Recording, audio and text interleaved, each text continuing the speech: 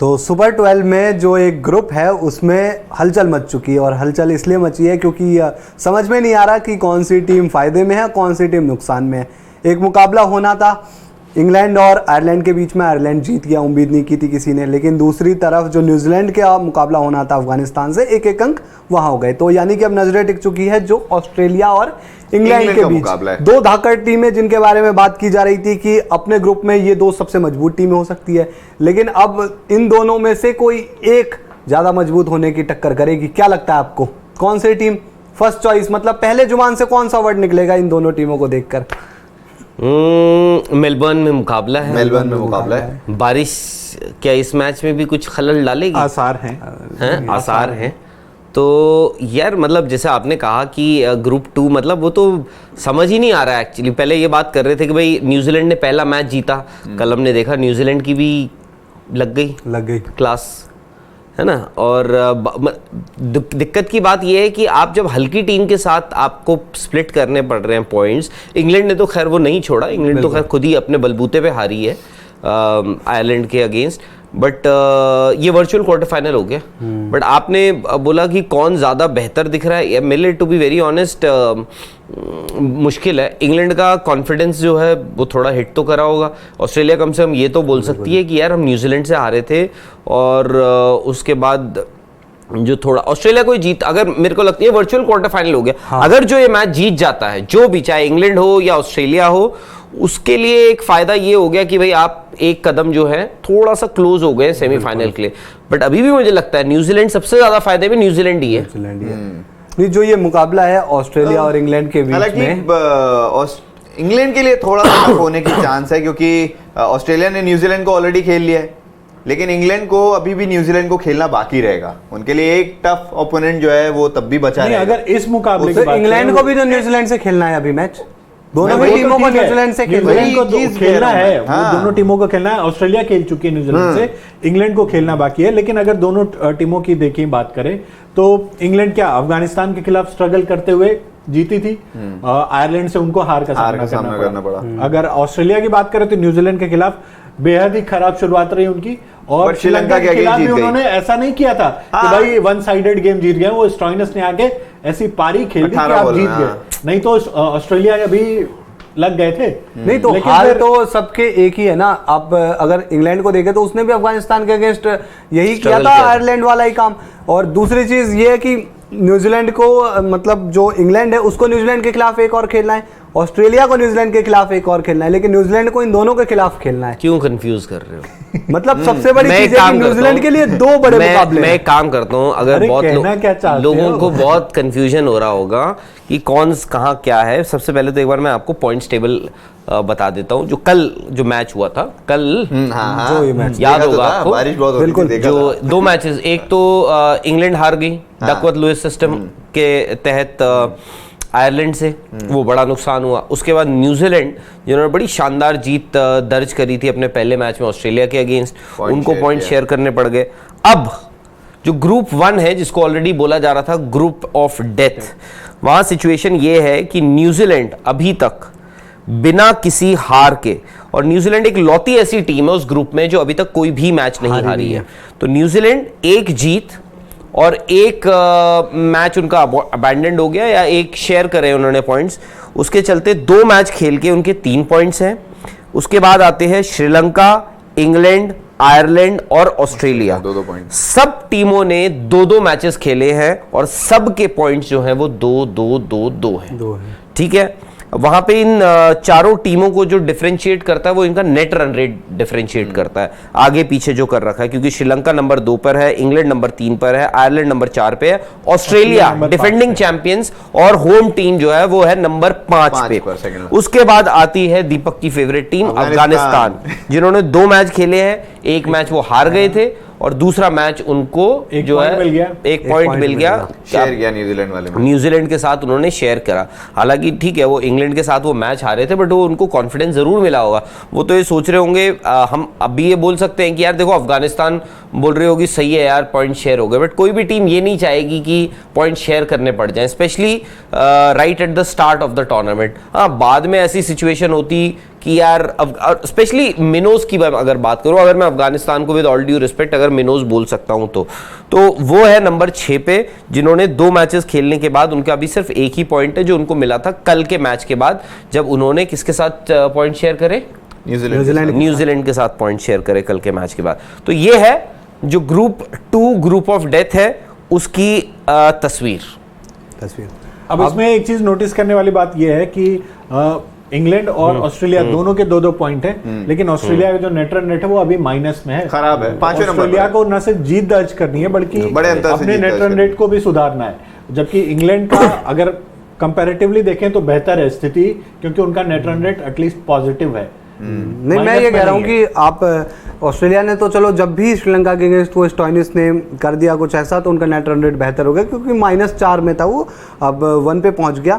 लेकिन जो बात करें कि न्यूजीलैंड थोड़ी बेहतर स्थिति में, न्यूजीलैंड के लिए मुझे लगता है कि वो जो अफगानिस्तान के अगेंस्ट जो मैच था उसमें 1 पॉइंट मिला वो उनको आगे नुकसान करेगा, क्योंकि जो मैं अभी कह रहा था कि एक मैच तो इंग्लैंड ऑस्ट्रेलिया को खेलना है न्यूजीलैंड के खिलाफ, लेकिन न्यूजीलैंड को 2 मैच बड़ी टीमों के खिलाफ खेलने हैं। एक ऑस्ट्रेलिया तो खेल चुकी है, अब एक इंग्लैंड के खिलाफ खेलने है ना उनको मैच, और आगे एक इंग्लैंड, श्रीलंका, एक आयरलैंड जो बाकी है। मैं अफगानिस्तान से बेहतर इस ग्रुप में आकर रहा हूँ आयरलैंड को, क्योंकि आयरलैंड ऐसी टीम है कि अभी आप देखो तो इन्होंने अफगानिस्तान को सीरीज में हराया था 3 मैच की, जो इन्होंने जो सीरीज खेली थी T20, यहाँ भी वो हरा चुके हैं। इंग्लैंड को उन्होंने परेशान किया है, आप कह सकते हो बारिश आई थी लेकिन वो मैच में थे पूरे। इस मैच में अगर दोनों टीमों को कंपेयर करें, दोनों टीमों की 11 देखें या फिर अभी पास्ट परफॉर्मेंस देखें जो पिछले मैच हुए हैं, 1 मैच या 2 मैच की अगर बात करें दोनों टीमों में, इंग्लैंड की बैटिंग को देख के लग रहा है जो उनकी सबसे बड़ी ताकत है क्या उनका साथ दे रही है वो? अभी 2 मैचों में तो बिल्कुल भी नहीं दिखा है। जिस ताकत की वो बात कर रहे थे, जिस टेम्पलेट की बात कर रहे थे, वो टेम्पलेट दिखा ही नहीं है।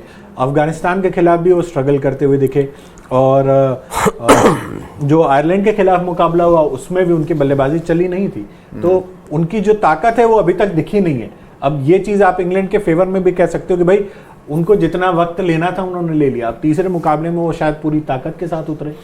और दूसरी तरफ अगर ऑस्ट्रेलिया को देखें तो ऑस्ट्रेलिया में राहुल भाई फिर वही बड़े नाम जो हैं वो बड़े नाम ही बनकर रह गए हैं फिलहाल अभी तक। Glenn Maxwell, Aaron Finch. कल मैं मार्क वॉक को पढ़ रहा था, कहीं सुन रहा था, तो उन्होंने एक बड़ी इंटरेस्टिंग चीज़ कही, जो दीपक शायद से उस बात से इत्तेफाक रखें, कि पैट कमिंस वो बोल रहे हैं कि वो चाहेंगे कि कैमरून ग्रीन को जो है वो 11 में, क्योंकि अब कैमरून ग्रीन 15 में भी आ चुके हैं, तो उनका मानना ये है कि कैमरून ग्रीन को 11 में जगह मिलनी चाहिए। एंड डिस्पाइट द फैक्ट कि एरन फिंच थोड़े स्ट्रगल करते हुए आए हैं इस 2 मैचेस जो हमने देखे अभी तक उनके, न्यूजीलैंड के अगेंस्ट भी बहुत कुछ खास उन्होंने किया नहीं, उसके बाद जो अगला मैच हुआ था श्रीलंका के अगेंस्ट, मतलब लंबा खेले, पूरा खेले, बट स्ट्रगल करते हुए नजर आए, और बट उसके बावजूद उन्होंने, और कप्तान भी है, तो उन्होंने कहा मैं चाहूंगा कि कैमरून ग्रीन एरन फिंच नहीं, पैट कमिंस की जगह आए और वो ओपन करें। और एरन फिंच ने, आपको याद होगा जो पिछली सीरीज हुई थी उसमें मिडिल ऑर्डर में बैटिंग भी करी थी उन्होंने, हाँ, जिसमें तो मार्क वॉ का ये मानना है। अब क्या वो ये बदलाव करेंगे, बट हम कल भी, परसों भी ये बात कर रहे थे, कल भी ये बात कर रहे थे कि ऑस्ट्रेलिया एक ऐसी टीम है जो बहुत जल्दी ना पैनिक नहीं करती है, तो वो हो सकता है कि ना करें, बट मेलबर्न में ये मुकाबला है, और मेलबर्न में अभी तक सिर्फ इस टूर्नामेंट की मैं बात करूं, मैं पीछे आगे ना देखते हुए, अभी तक ये देखा है कि स्पेशली अगर आप इंडिया का मैच भी याद करें, फास्ट बॉलर्स को शुरू में मदद मिली है, और दोनों टीमों को अच्छा बाउंस और अच्छा बाउंस मिला है, अच्छी पेस मिली है, और शुरुआत में तो काफ़ी अच्छी गेंदबाजी भी की दोनों टीम से। भारत का जो मैच हुआ था पाकिस्तान के अगेंस्ट, उसमें इंडियन फास्ट बॉलर्स ने और पाकिस्तानी फास्ट बॉलर्स दोनों ने बड़ी अच्छी गेंदबाजी करी, और यहाँ पे ऑस्ट्रेलिया और इंग्लैंड की अगर बात करें, उनके पास गेंदबाज है, ज्यादा एक्सपीरियंस्ड है, बट मेरे को अगर वहां थोड़ा सा कहीं एज बॉलिंग के मामले में अगर देना पड़े तो मैं शायद से ऑस्ट्रेलिया को दे दूंगा, सिर्फ 3 बॉलर्स के हिसाब से, हालांकि इंग्लैंड के पास वैरायटी बेटर है। और ऑस्ट्रेलिया के जो बॉलर हैं, आप चाहे कमिंस की बात कर लीजिए, वो तो फॉर्म में ही नहीं है, उनको तो दोनों मैचों में रन पड़े हैं, विकेटें भी नहीं है, भी उस रंग में नहीं दिख रहे हैं।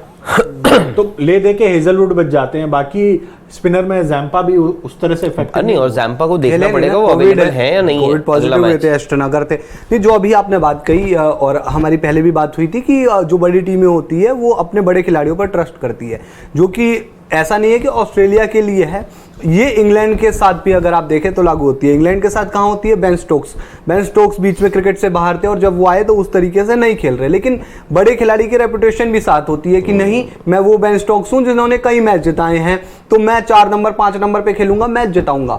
जैसा कि मुझे इस इंग्लिश टीम में लगता है कि हैरी ब्रुक को अगर ये एक पायदान ऊपर दे मौका डेविड मलान के बाद, तो उसमें फायदा होगा इनको और बेन स्टोक्स नीचे आ जाए, बिकॉज एक तो मलान के साथ इनका लेफ्ट राइट हैंड कॉम्बिनेशन हो जाएगा, 2 लेफ्ट हैंडर साथ आ जाते हैं, और जब आपके ऊपर से रन नहीं आ रहे हैं तो आप मलान के साथ एक ब्रुक को रखेंगे जो बीच में आपके लिए एक्सेलरेट भी कर सके, क्योंकि स्टोक्स स्ट्रगल कर रहे हैं और नीचे आपके पास मोइन अली हैं। तो बड़े खिलाड़ी के रेपुटेशन के मद्देनजर आपको कई सही फैसले भी लेने चाहिए अहम मौके पर। हो सकता है इंग्लैंड भी इस चीज को लेके शायद टाइम ले रही हो, क्योंकि जॉश बटलर की एक ही ऐसी इनिंग देखी ना जिसमें फेल हुए वो आयरलैंड के अगेंस्ट में। नहीं, जॉश बटलर का एक्चुअली देखा जाए तो फॉर्म नहीं आया रन, स्पेशली पिछले कुछ हालिया आफ्टर आईपीएल इतना अच्छा वक्त जो है उनका फॉर्म नहीं, बट ऑस्ट्रेलिया वाली सीरीज में उन्होंने रन मारे थे, 1-2 इनिंग में रन थे उसमें तो। बट अगर आप ओवरऑल देखिए बहुत ठीक है, आप ऑस्ट्रेलिया वाली सीरीज में ठीक है आप बोल सकते हैं अच्छा कॉन्फिडेंस मिला होगा, बट ये है कि उनका खुद का फॉर्म थोड़ा स्ट्रगल कर रहे हैं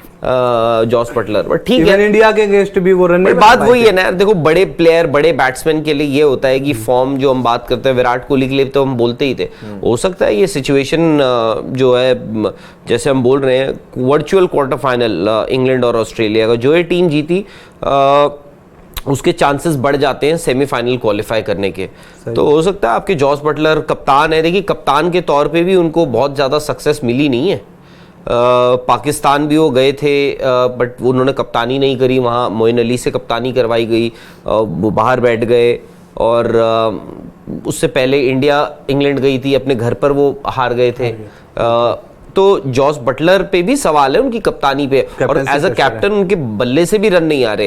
एरन फिंच का भी वही हाल है, कप्तानी भी कर रहे हैं, बल्ले से रन नहीं आ रहे हैं और स्ट्रगल कर रहे हैं। सबसे बड़ी बात कभी कभार ये होता है कि, और उनको भी पता है, सबसे बड़ी बात एरन फिंच को पता है कि वो स्ट्रगल कर रहे हैं। उनका जो पिछला मैच था जो श्रीलंका के अगेंस्ट हुआ था वो पूरा खेले, बट बाद में भी जब ऑलमोस्ट सर्टेन हो गए थे कि हम जीत ही गए हैं, उसके बाद उनकी फ्रस्ट्रेशन ना, जब वो शॉट खेल रहे थे कनेक्ट नहीं हो रहे थे, उनकी फ्रस्ट्रेशन उनके चेहरे पे दिख रही थी, वो चिल्ला रहे थे जिस हिसाब से शॉटें मारने के बाद। वो खेल कवर्स के ऊपर रहे हैं, लग बॉल जा रही है, मिड ऑन लॉन्ग ऑन की तरफ जा रही है, तो वो है आई थिंक हो सकता है मेलबर्न का विकेट दोनों टीमों को, जो हम बोल रहे हैं पेस और बाउंस है, हो सकता है दोनों टीमों को सूट कर ही जाए, इंग्लैंड और ऑस्ट्रेलिया को।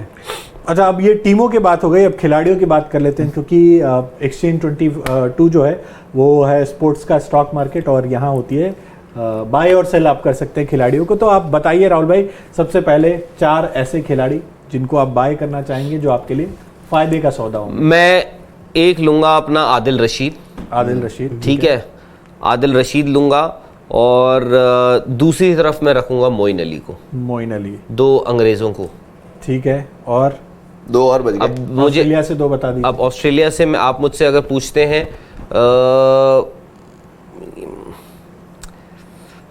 मैं शायद से डेविड वार्नर, देखिए बड़ा मैच है ना, मैं डेविड वार्नर के साथ जा रहा हूँ इस मैच में, क्योंकि बड़ा मैच है। डेविड वार्नर की खुद रन नहीं आए हैं, और जितना उनको समझा है देखा है, वो बड़े कॉम्पिटिटिव क्रिकेटर हैं, और उनको पता है कि बड़े मैचेस में, बड़े टूर्नामेंट्स में रन कैसे बनाने हैं, कैसे बनाते हैं, और जब भी उनका ना लो फेज आता है तो हमने देखा है वो फिर बाउंस अच्छा करते हैं। और हाल फिलहाल में उनका परफॉर्मेंस भी अगर ऑस्ट्रेलिया की बल्लेबाजी देखें तो सबसे बेहतरीन। बिल्कुल, तो अभी देखिए अब उनकी ज़रूरत है इस टीम को। एरन फिंच स्ट्रगल कर रहे हैं, ऑस्ट्रेलिया अफोर्ड नहीं कर सकता है कि उनके दोनों ओपनर्स जो हैं वो स्ट्रगल करते हुए नजर आए। तो मैं एक तो मेरे डेविड वार्नर हो गए, दूसरा मैं ऑस्ट्रेलिया से कोई ऑलराउंडर बताइए। अच्छा, मिचेल मार्श, मैं मिचेल मार्श उनके भी रन ड्यू है वैसे, बिल्कुल उनके रन भी ड्यू है, पर मिचेल मार्श। बट आप देखिए, एरन फिंच को आप बाय करेंगे या सेल करेंगे अगर आपको ऑप्शन दिया जाए तो? एरन फिंच को मैं सेल करूंगा। उसका रीजन मेरा एक ये रहेगा कि एरन फिंच ना स्ट्रगल तो वैसे भी कर रहे हैं, अब उनका यहाँ पे बॉल हिल रहा है और जिस हिसाब से बताया जा रहा है कि भाई रेन फोरकास्ट भी है कल के मैच में, तो अगर ओवरकास्ट कंडीशंस रही, आपकी जो ओवरहेड कंडीशंस हैं अगर वो बहुत ज़्यादा सूटेबल नहीं रही बल्लेबाजी के लिए, तो तेज़ गेंदबाजों का बॉल हिलेगा भी। अगर मिडिल ऑर्डर में आ गए खेलने तो मिडिल ऑर्डर में जब भी आते रन बना रहे हैं वो नहीं, बट आपको फिर ओपन कैमरन ग्रीन से, मतलब आप पैट कमिंस को बाहर कर रहे हैं शायद। हाँ। तो मुझे लगता है एक चांस और मेलबर्न में जाएगी पैट कमिंस के साथ। बहुत बड़ा मैच है और बड़ा मैच है और पैट कमिंस के साथ ये जाएंगे क्योंकि बॉलिंग वीक करेंगे नहीं ये।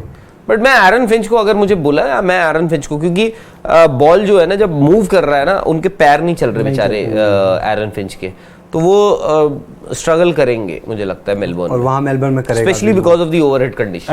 अनुज आप बताइए। हेजलवुड, मार्कवुड, हेजलवुड, मार्कवुड दो हो गए, George Head the Buttler deck. और मिचेल मार्श। बटलर पे आप दाव खेल रहे हैं, हाँ, मतलब ये हुई बाय ना बात। करेंगे। और दीपक?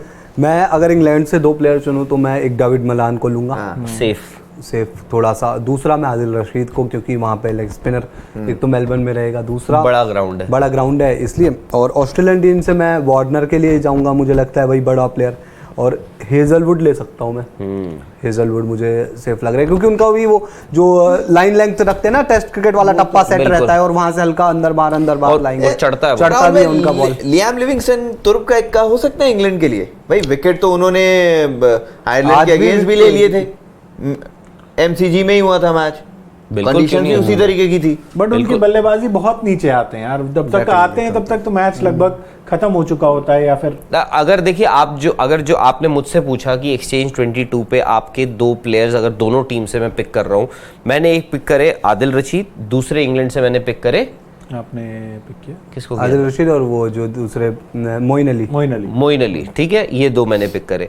और मैंने वहां से किसको पिक किया? मैंने वहां से पिक किया मिचेल मार्श और डेविड वार्नर। तो अगर आप सिर्फ, मैं ये बोल रहा हूँ कि इस टीम से आदिल रशीद सक्सीड करेंगे और मोइन अली करेंगे, और वहां से आपके डेविड वार्नर और मिचेल मार्श। डेविड वार्नर करते हैं ओपन, मिचेल मार्श करते हैं नंबर 3, ठीक है। मोइन अली आते हैं बहुत नीचे, आदिल रशीद करते हैं गेंदबाजी। बट मोइन अली रेगुलर गेंदबाजी भी तो कर रहे हैं। नहीं कर रहे, मैं वही बोल रहा हूँ। बट अगर मेरा जो कॉम्बिनेशन है उस पे तो भैया ऑस्ट्रेलिया भारी दिख रही है मुझे, क्योंकि इसका मतलब आपके रन वार्नर भी बना रहे हैं, आप कह रहे हैं कि आपके मिचेल मार्श भी बना रहे हैं।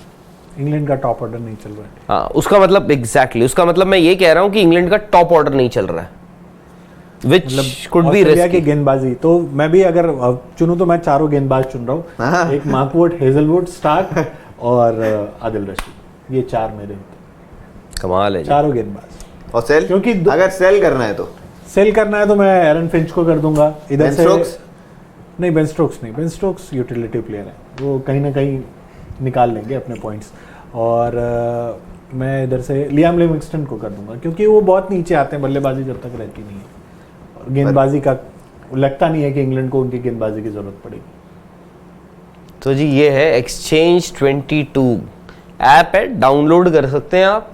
और क्या है, बड़े जिगर वालों का खेल है, जिगर वालों का स्पोर्ट्स का स्टॉक मार्केट कमाल है। मतलब यहाँ पे आप बाय भी कर सकते हैं प्लेयर्स, आप सेल भी कर सकते हैं। और ऐसा नहीं कि सिर्फ एक बार बाय, मतलब क्या है कि आपको जो लगता है कि भाई इस मैच का जो सुपरस्टार है जो आपको बहुत सारे पॉइंट्स दे सकता है, उसको आप बाय करिए।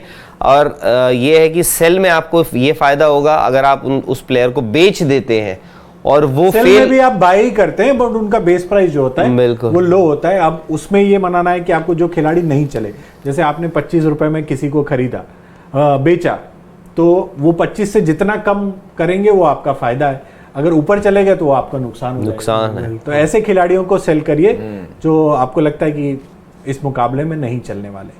तो फटाफट जाके डाउनलोड करिए, डिस्क्रिप्शन में लिंक है, और खेलना शुरू करिए, अपनी जेबें गरम करिए। गरम, हाँ।